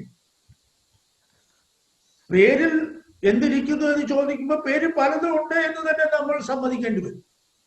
അപ്പൊ ഒരു വിദ്യാഭ്യാസ മന്ത്രാലയത്തിന് പോലും വിദ്യാഭ്യാസം എന്നുള്ള ആ ഒരു കോൺസെപ്റ്റ് ഇല്ലാത്ത ഒരവസ്ഥയിലായിരുന്നു കഴിഞ്ഞ കുറെ ദശകങ്ങളായി നമ്മൾ ജീവിച്ചു പോകുന്നത് എന്നുള്ളതാണ് നമ്മളിപ്പോ തിരിച്ചറിയുന്നത്. വിദ്യാഭ്യാസത്തിൽ തിരിച്ചു വന്നു എന്നുള്ളത് ആത്മാവിനെ വീണ്ടെടുത്തു എന്ന് നമ്മൾ പറയുന്നത് പോലെ തന്നെ സ്വാഗതാർഹമായ ഒരു കാര്യമാണ്. മനുഷ്യനെ ഒരു വിഭവമായി കാണുന്ന തെറ്റായ ഒരു സങ്കല്പത്തിൽ നിന്ന് പ്രാചീന ഭാരതത്തിലായാലും എല്ലാ കാലത്തും നമ്മളുടെ വിദ്യാഭ്യാസ സങ്കല്പത്തിലായാലും മനുഷ്യനെ മനുഷ്യരായി കാണുന്ന, ഏറ്റവും പവിത്രമായ ദൈവ സൃഷ്ടിയായി കാണുന്ന, മനുഷ്യനെ അവന്റെ ധാർമ്മികതയുടെ പശ്ചാത്തലത്തിൽ കാണുന്ന ഒരു സങ്കല്പത്തിലേക്ക് ഒരു പരിധി വരെയെങ്കിലും, എന്നാ ഞാൻ പറയുന്നു, ഒരു പരിധി വരെയെങ്കിലും നമ്മുടെ സമൂഹത്തെ തിരികെ കൊണ്ടുവരാൻ ഈ പേരുമാറ്റം കൊണ്ട് തന്നെ ഒരു പരിധിവരെ സാധിക്കും എന്നുള്ളതാണ് ഞാൻ പ്രതീക്ഷാപൂർവം കാത്തിരിക്കുന്ന ഒരു കാര്യം എന്നുള്ളതാണ്. നേരത്തെ ഇവിടെ പറഞ്ഞല്ലോ, പ്രാഥമിക വിദ്യാഭ്യാസ കാലഘട്ടം മുതൽക്കുള്ള വിദ്യാഭ്യാസത്തെ, ഉന്നത വിദ്യാഭ്യാസ മേഖലയിലുള്ള വിദ്യാഭ്യാസ പരിഷ്കാരങ്ങളെ, ഇതിനെല്ലാം ഇടയിലുള്ള കാലത്ത് വിദ്യാർത്ഥികൾക്ക് ഉണ്ടാവേണ്ട പരിശീലന സാധ്യതകളെ എല്ലാം സ്പർശിച്ചുകൊണ്ടാണ് ഡോക്ടർ കസ്തൂരി രംഗൻ അദ്ദേഹത്തിന്റെ ഈ ശുപാർശകൾ സർക്കാരിന് സമർപ്പിച്ചിട്ടുള്ളത്. അതിൽ അദ്ദേഹം കാലികമായ കാര്യങ്ങൾ മാത്രമല്ല, ഇന്ത്യയുടെ അടിസ്ഥാനപരമായ ചില മൂല്യദർശനങ്ങളിലേക്കും വിദ്യാർത്ഥികൾ പോകണം എന്നുള്ള ഒരു സൂചന അതിൽ പറയുന്നു. അപ്പോൾ അതാണ് ഇന്ത്യയുടെ ധാർമ്മികത എന്ന് പറയുന്നതാണ് നമ്മളുടെ ഒരു വലിയ സമ്പത്തായി എല്ലാ കാലവും നമ്മൾ പറഞ്ഞിരുന്നതും ആചാര്യന്മാർ നമ്മെ പറഞ്ഞ് ബോധ്യപ്പെടുത്തിയിരുന്നതും ഒക്കെ അതാണ്. അപ്പൊ മൂല്യങ്ങളില്ലാത്ത ഒരു വിദ്യാഭ്യാസം എന്നുള്ള വിഭവങ്ങൾ ആണ് ഏറ്റവും പ്രധാനം എന്നുള്ള ആ സങ്കല്പത്തിലേക്ക് പോയിരുന്ന ഒരു വിദ്യാഭ്യാസ പദ്ധതിയുടെ അല്ലെ സംവിധാനത്തിന്റെ പ്രവർത്തനങ്ങളെ ഒന്ന് തിരികെ കൊണ്ടുവരാനുള്ള ഒരു ശ്രമമായി നമുക്ക് ഈ വിദ്യാഭ്യാസ പദ്ധതിയെ കാണുന്നതിൽ തെറ്റില്ല എന്നാണ് എൻ്റെ പ്രാഥമികമായ ഒരു നിഗമനം. ഏറ്റവും സന്തോഷകരമായ ഒരു കാര്യം, 5ാം ക്ലാസ് വരെ മാതൃഭാഷയിലായിരിക്കണം വിദ്യാഭ്യാസം എന്നുള്ളതാണ്. നമുക്കറിയാം, നമ്മളൊരു കെട്ടിടം പണിയുകയാണെങ്കിൽ അതിന്റെ അടിത്തറ ഭദ്രമല്ലെങ്കിൽ ഉയർന്ന തരത്തിൽ ആ കെട്ടിടം നമുക്ക് പണിതുയർത്തുന്നത് അപകടകരമാണ്. അപ്പോൾ ഏത് എഡ്യൂക്കേഷണൽ സ്ട്രക്ചറിലും ആ സ്ട്രക്ചറിന്റെ ഒരു ഫൗണ്ടേഷന്റെ ശക്തി, ബലം നമുക്ക് പരിഗണിക്കാതിരിക്കാൻ നിവൃത്തിയില്ല. അപ്പൊ തീർച്ചയായിട്ടും ഒരു വിദ്യാർത്ഥി 5ാം ക്ലാസ് വരെ സ്വന്തം ഭാഷയിൽ, മാതൃഭാഷയിൽ പഠിക്കുമ്പോൾ പിൽക്കാലത്ത് അദ്ദേഹം മറ്റു ഭാഷകളിൽ ആ വിദ്യാർത്ഥി പഠിക്കാൻ സാഹചര്യം വരുമ്പോഴും അവന്റെ ഈ അടിത്തറയിൽ നിന്നുകൊണ്ട് തന്നെ പുതിയ അറിവുകളെ സ്വായത്തമാക്കാൻ ആ വിദ്യാർത്ഥിയെ സഹായിക്കും എന്നുള്ള, ഇത് വിദ്യാഭ്യാസ വിദഗ്ധന്മാരൊക്കെ നേരത്തെ മുതൽ പറഞ്ഞുകൊണ്ടിരുന്ന ഒരു കാര്യമാണ്, മാതൃഭാഷയിലെ പ്രാഥമിക വിദ്യാഭ്യാസം എന്നുള്ളത്. തീർച്ചയായിട്ടും അത് സ്വാഗതാർഹമായ ഒരു വശമായി ഞാൻ ഈ വിദ്യാഭ്യാസ പദ്ധതിയിൽ കാണുന്നു എന്ന് മാത്രം സൂചിപ്പിക്കാനാണ് ആഗ്രഹിക്കുന്നത്. മൂന്നാമത്തെ കാര്യം നേരത്തെ ഇവിടെ പറഞ്ഞു, അത് പരാമർശിക്കപ്പെട്ടല്ലോ, തൊഴിൽ അധിഷ്ഠിതമാവണം. വിദ്യാർത്ഥികളെ ഒരു പ്രായപരിധിയിൽ തന്നെ അവന്റെ അല്ലെങ്കിൽ അവളുടെ അഭിരുചിക്കനുസൃതമായ തൊഴിൽ മേഖലയിലേക്ക് സ്വാഭാവികമായി നയിക്കുന്ന ഒരു വിദ്യാഭ്യാസ സംവിധാനം ഉണ്ടാവണം എന്നുള്ളതാണ്. അതുകൊണ്ടാണ് സെക്കൻഡറി വിദ്യാഭ്യാസ കാലത്ത്, ഹൈസ്കൂൾ വിദ്യാഭ്യാസ കാലത്ത് നമ്മളിപ്പോ പുതിയ പദ്ധതിയിലും പറയുന്നു, തൊഴിൽപരമായ ഒരു ആഭിമുഖ്യം വളർത്തുന്നതിന്, അതിൽ കുട്ടികളെ കൂടുതലായി അതിലേക്ക് ആകർഷിക്കുന്നതിനുള്ള ഒരു വിദ്യാഭ്യാസ സംവിധാനവും ഉണ്ടാവണം. വളരെ നല്ല കാര്യമാണെന്ന് ഞാൻ വിചാരിക്കുന്നു. ഉന്നത വിദ്യാഭ്യാസ മേഖലയിൽ ഞാൻ കുറെ കാലമായി അതുമായിട്ടായിരുന്നു കൂടുതൽ ബന്ധപ്പെട്ടതെന്ന് ഞാൻ സമ്മതിക്കുന്നു. ഉന്നത വിദ്യാഭ്യാസ മേഖലയിലും ഞാൻ കണ്ട ഒരു സന്തോഷകരമായ നിർദ്ദേശം, യൂണിവേഴ്സിറ്റികളെ പറ്റി ഉള്ള സങ്കല്പത്തിൽ വരുന്ന മാറ്റം എന്ന് ഞാൻ പറഞ്ഞത് നേരത്തെ റോസമ്മ പറഞ്ഞ ഒന്നിനോട് ചേർത്താണ്. അതായത് തൊഴിൽ മേഖലയിൽ ഉള്ള വിദ്യാഭ്യാസ സാഹചര്യങ്ങളെ പറ്റി ഹയർ സെക്കൻഡറി, ഹൈസ്കൂൾ തലത്തിൽ വെച്ച് 100 വർഷം മുമ്പ് താല്പര്യങ്ങൾ ഉണ്ടാവണം എന്ന് പറഞ്ഞ കമ്മീഷന്റെ ഇതിലേക്കാണ് നമ്മൾ ഇപ്പോൾ തിരികെ പോകുന്നതെന്ന് ഡോക്ടർ റോസമ്മ ഇവിടെ പറഞ്ഞു. വളരെ ശരിയായ ഒരു സമയമാണ്. എനിക്കും പറയാനുള്ളതാണ്, യൂണിവേഴ്സിറ്റികളെ പറ്റി കലാകാലങ്ങളായി ഇവിടെ നിലനിന്നിരുന്ന സങ്കല്പങ്ങളെ എല്ലാം മാറ്റിമറിച്ചുകൊണ്ടാണ് കുറെ കാലമായി ഉന്നത വിദ്യാഭ്യാസ മേഖലയിലെ പരിഷ്കാരങ്ങളൊക്കെ വന്നിരുന്നത്. നമുക്കൊക്കെ നമ്മുടെ ചെറുപ്പം മുതൽ കേട്ടതും നമ്മൾ പരിചയിച്ചതും നമ്മുടെ സങ്കല്പത്തിലുള്ളതും യൂണിവേഴ്സിറ്റി എന്ന് പറയുമ്പോൾ all shades of knowledge coming under the same roof ആണ്. അല്ലെങ്കിൽ ഒരേ കൊടക്കീഴിൽ എല്ലാ വിഷയങ്ങളും പഠിപ്പിക്കാനുള്ള ഒരു സംവിധാനമായിട്ടാണ് നമ്മൾ, അങ്ങനെയാണല്ലോ യൂണിവേഴ്സിറ്റി എന്ന് പറയുന്നത്, സർവ കലകളുടെയും ശാലയാണ്.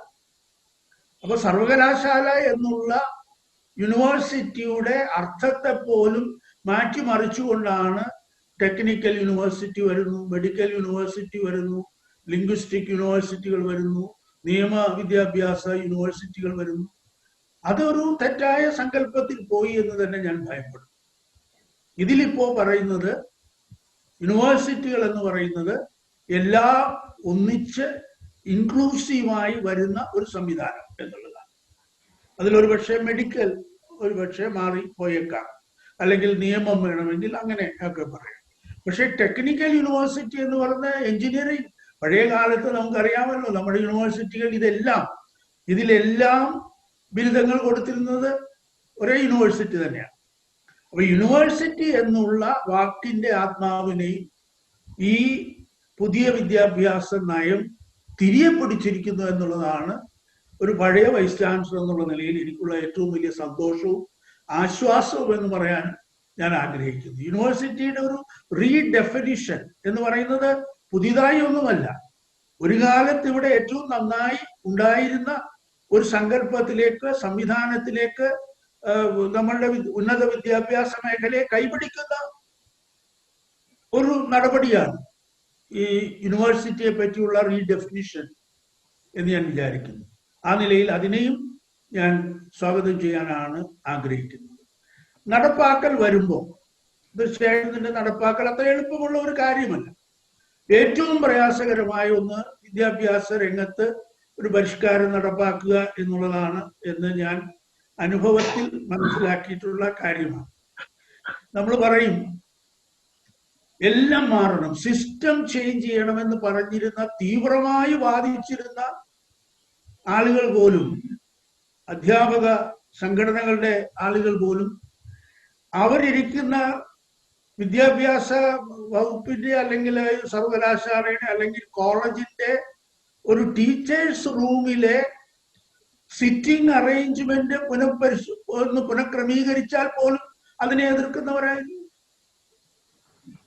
കാറ്റ് വരുന്നില്ല, അല്ലെങ്കിൽ കൂടുതൽ കാറ്റ് മുറിക്കകത്തേക്ക് വരുന്നു എന്നാണ് ഒരു റീസ്ട്രക്ചറിങ് വരുമ്പോൾ അധ്യാപകർ പോലും തീവ്രവാദികളായിട്ട് അധ്യാപക ശ്രേഷ്ഠം പോലും അങ്ങനെ വാദിക്കുന്നത് ഞാൻ കണ്ടിട്ടുണ്ട്, കേട്ടിട്ടുണ്ട്. അപ്പൊ വിദ്യാഭ്യാസ രംഗത്ത് ഒരു മാറ്റം വരണം, സിസ്റ്റം എല്ലാം മാറണം എന്ന് പറയുന്നവർ പോലും സിസ്റ്റത്തിൽ ഒരു ചെറിയ മാറ്റം വരുമ്പോൾ അതിൽ അസ്വസ്ഥത പ്രകടിപ്പിക്കുന്നവരാണ് എന്നാണ് യൂണിവേഴ്സിറ്റിയുടെ ആയി ബന്ധപ്പെട്ട കാലത്തെ അനുഭവങ്ങളുടെ അടിസ്ഥാനത്തിൽ എനിക്ക് തോന്നിയിട്ടുള്ളത്. അപ്പോൾ ഇത് തീർച്ചയായിട്ടും സിസ്റ്റത്തെ മാറ്റാനല്ല, സിസ്റ്റത്തിൽ ആവശ്യമായ കാലികമായ മാറ്റങ്ങൾ ഉണ്ടാവണം. മാറ്റങ്ങളിൽ കൂടെയാണ് നമുക്ക് പുരോഗമനം ഉണ്ടാകുന്നത്. പക്ഷെ ആ മാറ്റങ്ങൾ മാത്രമല്ല, ടു സ്റ്റെബിലൈസിങ് ദ സിസ്റ്റം, അത് നമുക്ക് തീർച്ചയായിട്ടും ഈ സിസ്റ്റത്തെ അട്ടിമറിക്കാൻ നമുക്ക് പ്രത്യേക അവകാശങ്ങളൊന്നുമില്ല എന്ന് ഞാൻ വിചാരിക്കുന്നു. സിസ്റ്റത്തെ മെച്ചപ്പെടുത്താനുള്ള, to improve the system, we can restructure the system, അതാണ് നമുക്ക് ചെയ്യാനുള്ളത്.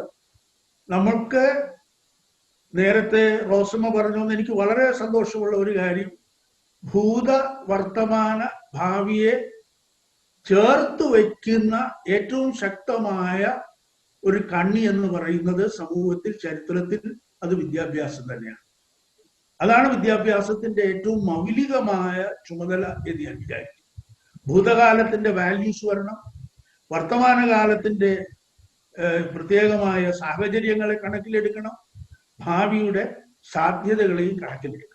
ഒരു പരിധിവരെ ഈ മൂന്ന് കാര്യങ്ങളിലും പരിഗണന കൊടുത്തുകൊണ്ട് തന്നെയാണ് ഡോക്ടർ കസ്തൂരിരംഗൻ അദ്ദേഹത്തിന്റെ വളരെ വിദഗ്ധപൂർണമായ ശുപാർശകൾ നൽകിയിട്ടുള്ളത്.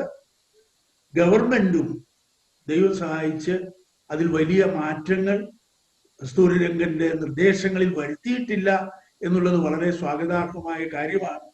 ഏത് ഗവൺമെന്റും ആകട്ടെ, ഏത് പാർട്ടിയുടെ ഗവൺമെന്റ് ആകട്ടെ, ഏത് മുന്നണിയുടെ ഗവൺമെന്റ് ആവട്ടെ, അത് ജനങ്ങൾ തെരഞ്ഞെടുത്ത ഒരു ഗവൺമെന്റ് ആണെങ്കിൽ ആ ഗവൺമെന്റ് ഉത്തമ ബോധ്യത്തോടുകൂടി നടപ്പാക്കുന്ന പദ്ധതികൾ അപകടകരമായി പോകാത്തിടത്തോളം കാലം നമ്മളും അതിനോട് സഹകരിക്കേണ്ടതാണ്.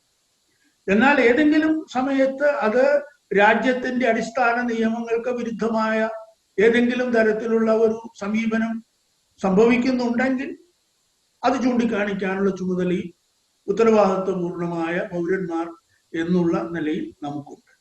നമുക്കിതിനെ എല്ലാം ചേർത്ത് വെക്കേണ്ടതാണ്. ചേർത്ത് വെച്ചുകൊണ്ടാണ് നമ്മൾ ഈ വിദ്യാഭ്യാസ പദ്ധതിയെ പറ്റിയുള്ള നമ്മളുടെ കാഴ്ചകളെ, നമ്മളുടെ ആകാംക്ഷകളെ, നമ്മുടെ പ്രതീക്ഷകളെ പങ്കുവെക്കേണ്ടത് എന്ന് ഞാൻ വിചാരിക്കുന്നു.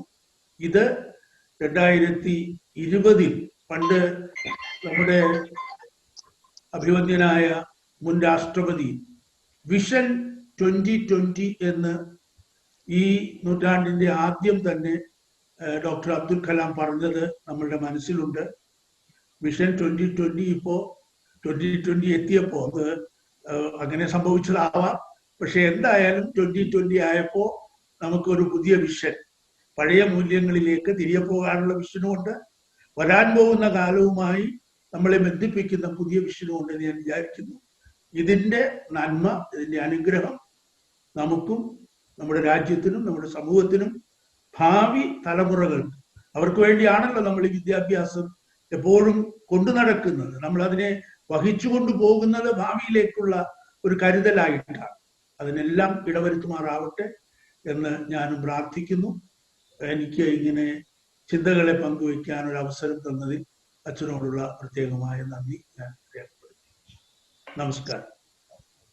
സാറേ, ഒരുപാട് നന്ദി. വളരെ നിരീക്ഷണ പാടവത്തിൽ ഈ വിദ്യാഭ്യാസ നയത്തിൽ ഉൾക്കൊള്ളുന്ന പോസിറ്റീവ് വശങ്ങൾ ഒരു വളരെ പോസിറ്റീവായിട്ട് അവതരിപ്പിച്ചു എന്നുള്ളത് കേരള സമൂഹം സാറിനോട് വളരെയധികം കടപ്പെട്ടിരിക്കുന്നു.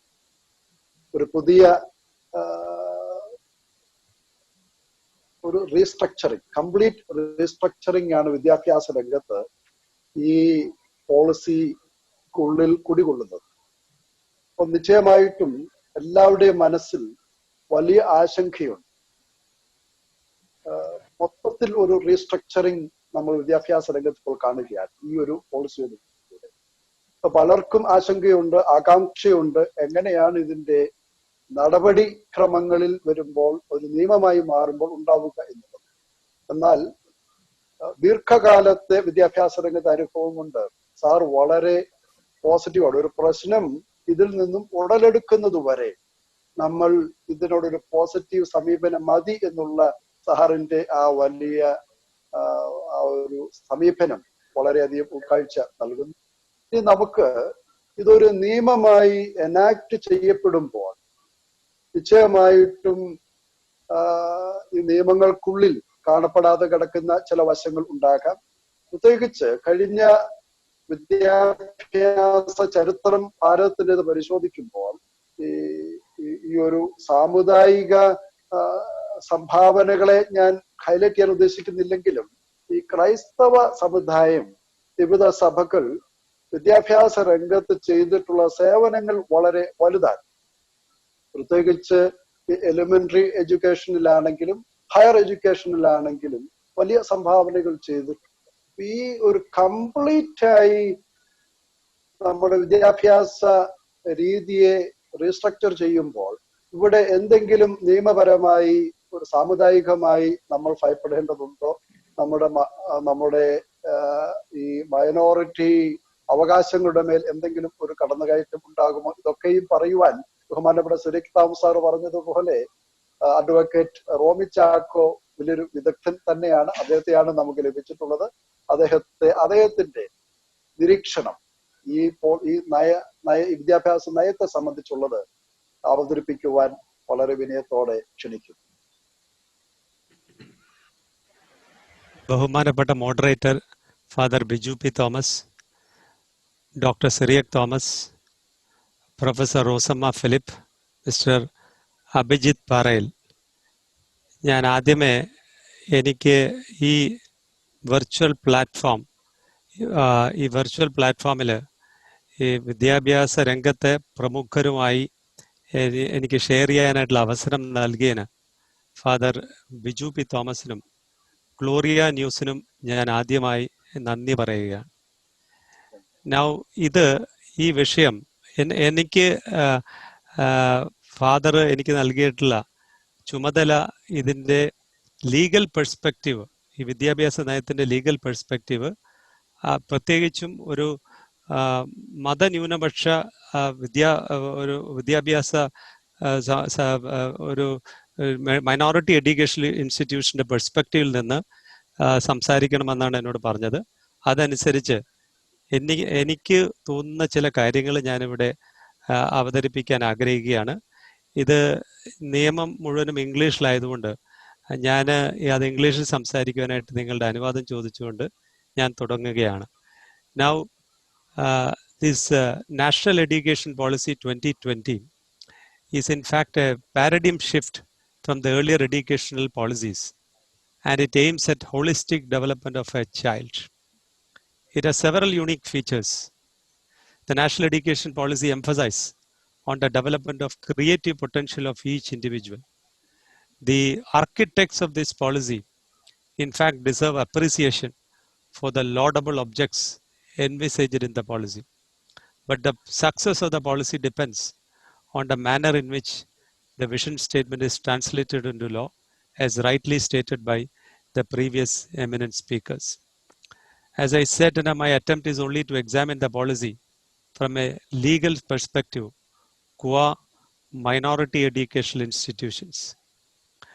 Now, education comes under the concurrent list, and higher education comes under the union list.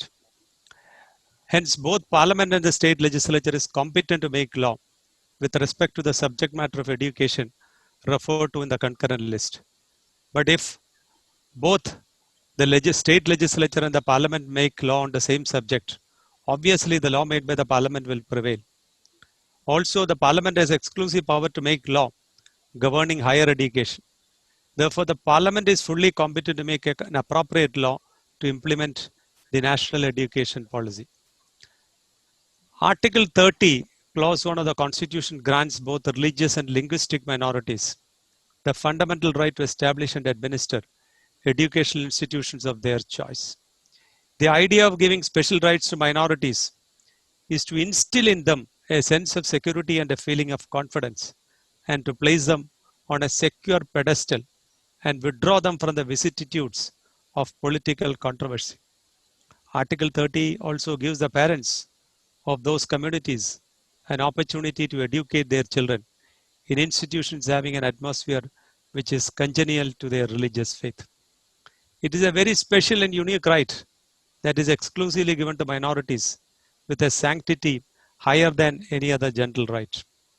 In fact, the Supreme Court has treated minority right as a basic feature of the Constitution. Therefore, even the Parliament cannot amend this constitutional right which is conferred on religious and linguistic minorities. Now, the Article 30 provides the right to establish and administer education institutions. The word establish means the right to set up an institution, and the right to administer means the right to manage the affairs of the institution. Right to administer has been interpreted by the court as including 5 important rights. One is the right to admit a student. Second is the right to appoint the staff. Third, the right to take disciplinary action against disciplinary action for dereliction of duty on the part of an employee. Fourth is to set up a reasonable fee structure. And the fifth is the right to constitute a governing body. Now, I will now analyze the education policy from the point of view of these 5 rights, which forms part of the right to administer an education institution. As far as right to admit is concerned, now the law is settled that there is no scope for merit-based selection up to undergraduate level. Only thing is that the admission has to be transparent, which means the institution has to adopt a transparent method of admission for the purpose of admitting the child. The court has drawn a distinction between admission to schools and higher education institutions, which means there is no scope for merit-based selection up to undergraduate level, but admission to professional education institution has to be on the basis of merit. Therefore, it is always open to the state to prescribe entrance test for admission to higher education institutions, which is already incorporated in this policy. Now, the national education policy, as rightly stated by the previous speaker, provides for a curricular framework of 5+3+3+4. This is the policy matter of the executive. This is not something which can be questioned by anybody. That is left to the wisdom of the executive. That can never be questioned before a court of law. Now, the National Education Policy states that the Right to Education Act 2009 will be reviewed to ensure that all students, particularly students from the underprivileged and disadvantaged sections, shall have a free and compulsory access to high quality and equitable schooling from the early childhood, that is age 3 onwards, through higher education, through higher secondary education until grade 12. Now, I'm just trying to examine whether how is it legally permissible to introduce an amendment to this particular law. Right to Education Act 2009 was enacted pursuant to Article 21A of the Constitution.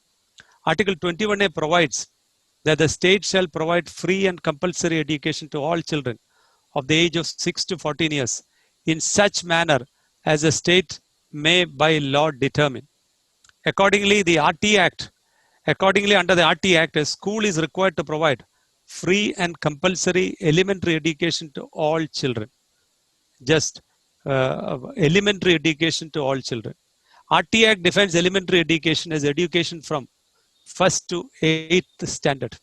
Therefore, RT Act 2009 is enacted in consonance with Article 21A.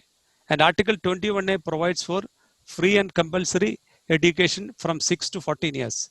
So therefore, any extension of RT Act beyond 8th standard is not possible without a constitutional amendment. Now, many of the provisions of the RT Act have failed, particularly the provision providing for compulsory pass up to the 8th standard. Large number of students dropped out after completing the 8th standard, and many before that also. The 2020 policy states that the RT Act will be reviewed comprehensively in the light of this policy to improve it on the basis of experiences and learnings of the past decade. Any review aimed at including minorities within the ambit of this RT Act will definitely meet with legal challenge. This is so because in 2014, Supreme Court had the occasion to consider the validity of RT Act 2009 and whether it will apply to minority education institutions. The Supreme Court declared that RT Act will not apply to minority education institutions because it will affect the minority character of the institution concerned. So therefore, the minority education institutions, both aided and unaided institutions, were taken out of the ambit of the RT Act. Now the thing is, therefore, if any attempt is made to include minorities within the ambit of this Act, will necessarily lead to a long litigation, which may perhaps impede the implementation of this particular policy. Now, the next is constitutional governing body. As I said, it is one of the basic rights of the minority educational institution. So a private minority education institution is entitled to constitute its own governing body, and the state cannot retain its power to nominate any individual in the governing body of a minority education institution. Now, the policy states that there shall be a board of governors consisting of a group of highly qualified, competent individuals having proven abilities and strong sense of commitment to the institution. The board of governors of each higher education institution will be empowered to govern the institution free of any political or external interference, make all appointments, including that of the head of the institution, and take all decisions regarding governance. The next sentence is very important. I'll just read it as it is. There shall be overarching legislation that will supersede any contravening provision of other earlier legislation and would provide for constitution, appointment, modalities of functioning, rules and regulations and roles and responsibilities of Board of Governors. This envisage the possibility of a legislation providing for the composition and to regulate the functioning of Board of Governors. It is possible that the government will introduce its power to nominate individuals to the Board of Governors of higher education institutions, maybe under the pretext of promoting the standard of education. In fact, long back in the 60s, the Gujarat University Act was amended, whereby the Vice Chancellor was conferred with the power to nominate certain people in the governing body of all education, all colleges affiliated to Gujarat University. This was challenged by St. Xavier's College before Supreme Court. And Supreme Court, after analyzing this particular provision, said that right to administer includes the right to constitute a governing body. And this particular provision, which confers blanket power on the Vice Chancellor to nominate anybody in the governing body of a minority education institution, violates Article 30. I am using the exact expressions used by the Supreme Court. The phraseology expressed by the court was, the calm waters of the institution is not only disturbed, but also mixed. Hence, it is not open to the state to impose any nominee in the governing body of a minority education institution, even as per National Education Policy 2020. If they do so, it will invite a litigation, which will take time to settle. The state cannot dictate or interference with the composition of a board of governor, except for the limited purpose of laying down the qualification of members. Yes, it is open to the state to lay down the qualification of the members, and that is required for promoting the standard of education. But who should constitute a governing body should be left to the management concerned. It is not left to the government. Now, the next is fixation of fee. The policy has taken care to ensure that setting up of an education institution is not a trade or business, but a charitable activity. At the same time, it provides that private players will be encouraged to invest in education, and parents and communities will be protected from commercialization of education. The policy states that current regulatory regime has failed to curb the rampant commercialization and economic exploitation of parents by profit-oriented private schools. It encourages private philanthropic efforts for quality education. This is welcoming in as much as occupation of education is regarded as charitable, and the government can provide regulations that will ensure the excellence in education while forbidding capitation fee and profiteering by the institute. The object of the institute should not be to make profit, but to do a charity. Now, the next is the appointment of staff.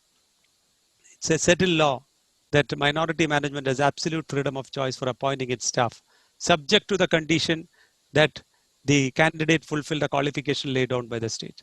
So it is open to the state to lay down any qualification which has to be followed by a minority management. Now, the the teachers definitely shape the future of our children, and therefore they are the future of the nation. The National Education Policy points out steady decline in the quality of teachers. Steady decline in the quality of teachers have affected the quality of education. The high respect for teachers and high status of teaching profession must be restored, is what the policy states. It also aims to attract the best talent to teaching profession. Hence, the policy says incentives will be provided to students to study in outstanding 4-year integrated B.Ed program, and incentives will also be provided to outstanding teachers to take teaching jobs in rural areas. Teachers will be more involved in the governance of schools. They will not be required to involve in non-teaching activities. There will be parity. The policy specifically states that there will be parity and service conditions across all stages of school education. The approach will be to ensure that growth in one career is available to teachers within a single school stage. Vertical mobility of teachers based on merit also will be paramount. Outstanding teachers with a demonstrated leadership and management skills would be trained over time to take on academic leadership positions in schools as well as relevant government departments. Now, it is welcoming. No doubt, the deserving teachers should be promoted, and their merit should be recognized. No doubt about it. But the only doubt is whether, under the guise of improving the quality of teaching, whether the freedom of choice of minorities to select teachers will be taken away or diluted. Any measure taken by the state to improve the quality or standard of teaching cannot be questioned as violating the right of administration, because it is open to the state to promote the standard of education and to promote the standard of excellence of the institution. But at the same time, the management cannot be deprived of the freedom of choice to appoint their staff. Now, the next is the medium of instruction. Now, Professor Cyriac Thomas had expressed the view that the medium of instruction should be the mother tongue. I have a different take. Well, he is an expert in this particular subject, so he knows better than me. But I am only trying to just see it from a different perspective. I feel that should be left to the concerned child or the parent. A parent or a child should have the freedom to join a college which offers a particular medium of instruction. Now, it says that the policy states that the mother tongue will be the medium of instruction until at least grade 5. But there is no clarity as to whether this will be made compulsory or optional. If it is made compulsory, definitely it will impinge upon the student's right to choose the medium of instruction, which is part of right to education under Article 21A and the minority management's right under Article 31. This will affect if the medium of instruction is converted into the mother tongue, it will affect migrant population and the people who hold transferable jobs. Say, for example, a Keralite gets transferred to Madras. The student is studying when the transfer took place, the student may be studying in the first standard in Malayalam. Then he goes and joins a particular school in Tamil Nadu, where the medium of instruction is Tamil. Then after 5th standard, again, the medium of instruction is again shifted to English or some other language. So this is going to affect the migrant population and people and the children of those people who are holding transferable jobs. Well, this is a matter which had come up before the Karnataka High Court as well as the Supreme Court, because the Karnataka government long back 1989, they passed a law providing that the medium of instruction from 1st to 4th standard will be the local language. That was challenged by many people, including the minority institutions. The Karnataka High Court struck it down. They said it violates the students' freedom to choice, freedom of choice with respect to the medium of instruction. And it also violates the minority management's right to choose the medium of instruction in their school. The matter went up to the Supreme Court. Supreme Court said that right to freedom of speech and expression includes the freedom to choose the medium of instruction, apart from minority management's right to administer the institution under Article 30. And even the non-minority institutions were granted the right under Article 19(1)(g) to choose the medium of instruction. Accordingly, this particular law, which was enacted by the Karnataka government, was actually quashed and declared as unconstitutional. So these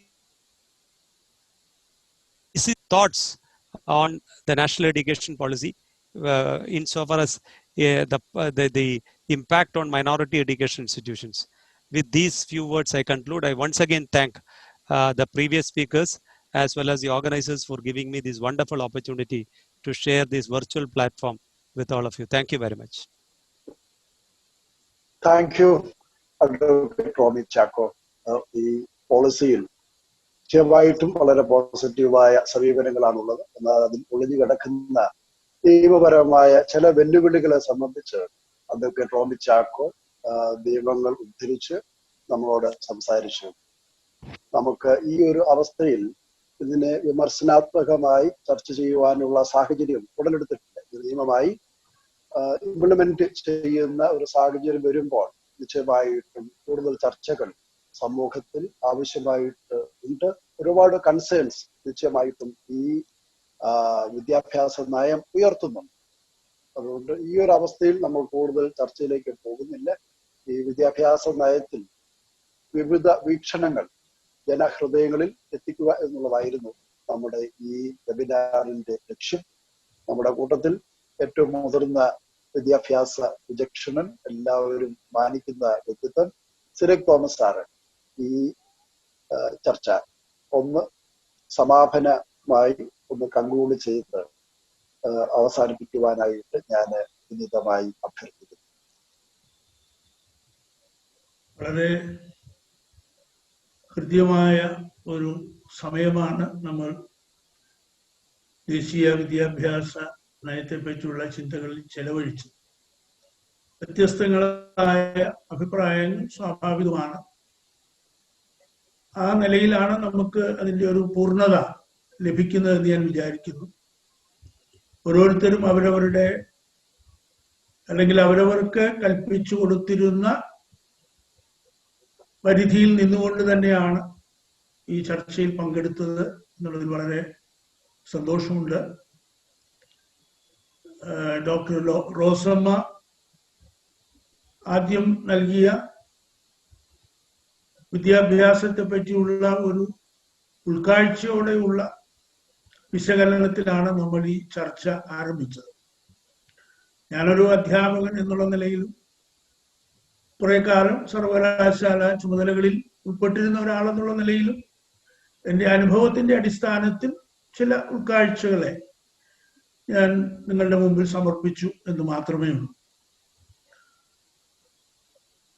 ആദരണീയനായ റോമി ചാക്കോ, അദ്ദേഹം നിയമത്തിന്റെ വശത്തിലാണ്. അതാണല്ലോ അദ്ദേഹത്തിൽ നമ്മൾ പ്രതീക്ഷിക്കുന്നത്. നിയമത്തിന്റെ കണ്ണുകളിൽ കൂടെ ഈ നിയമത്തെ കാണുക എന്നുള്ളതാണ്. അത് അദ്ദേഹവും ഭംഗിയായി നിർവഹിച്ചിട്ടുണ്ട്. എനിക്ക് ഒരു തിരുത്ത് എന്ന് ഞാൻ പറയുന്നില്ല.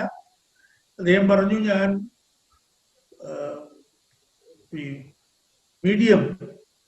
മീഡിയം മാതൃഭാഷയിൽ ആയിരിക്കണം എന്നല്ല ഞാൻ പറഞ്ഞത്. 5ാം ക്ലാസ് വരെ, ഒരു പ്രത്യേക പ്രായപരിധി വരെ അത് മാതൃഭാഷയിലായിരിക്കണം എന്നുള്ള ആ വിദ്യാഭ്യാസ പദ്ധതിയുടെ നിർദ്ദേശം സ്വാഗതാർഹമാണ് എന്ന് ഞാൻ പറഞ്ഞുള്ളൂ. അതിന്റെ നിയമവശങ്ങൾ അദ്ദേഹത്തിന് കോടതിയിൽ കേസ് വരുമ്പോൾ വാദിക്കാൻ അവസരം ഉണ്ടാകും എന്ന് ഞാൻ വിചാരിക്കുന്നു.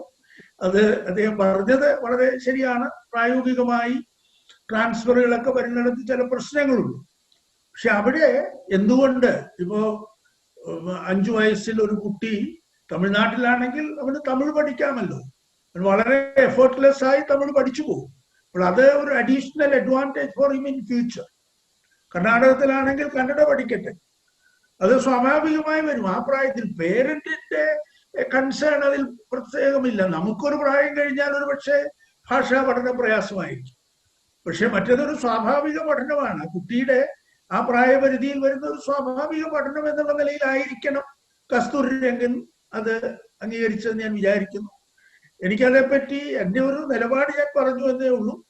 സുപ്രീം കോടതിയുടെ അന്തിമ തീരുമാനത്തിന് വിധേയമായിട്ട് ഞാനും എൻ്റെ നിലപാടുകളെ പുനഃപരിശോധിക്കാൻ ശ്രമിക്കാം എന്ന് മാത്രമേ എനിക്ക് അക്കാര്യത്തിൽ അദ്ദേഹത്തോട് പറയാനുള്ളൂ.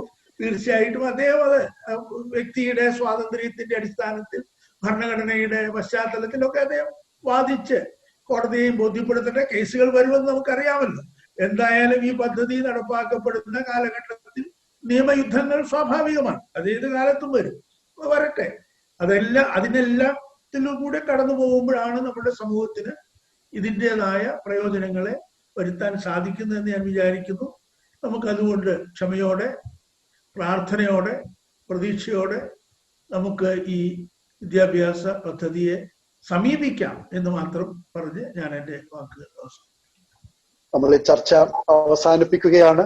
ഈ ചർച്ചയിൽ വളരെ സജീവമായി ആധികാരികതയോടെ ഒരു പണ്ഡിത പരിവേഷത്തോടുകൂടെ ഇതിൽ സംബന്ധിച്ച ഈ ചർച്ചകൾക്ക് നേതൃത്വം നൽകിയ doctor Suresh Thomas sir, advocate Romy Chacko, doctor Rosamma Philip, ഒരു 3 പേരോടും ഗ്ലോറിയ ന്യൂസിനും എനിക്ക് വ്യക്തിപരമായിട്ടുള്ള സന്തോഷവും സ്നേഹവും അറിയിക്കുന്നു. ഇത് കണ്ടുകൊണ്ടിരിക്കുന്ന എല്ലാ പ്രേക്ഷകർക്കും ഗ്ലോറിയ ന്യൂസിന്റെ ആശംസകൾ അറിയിക്കുന്നു.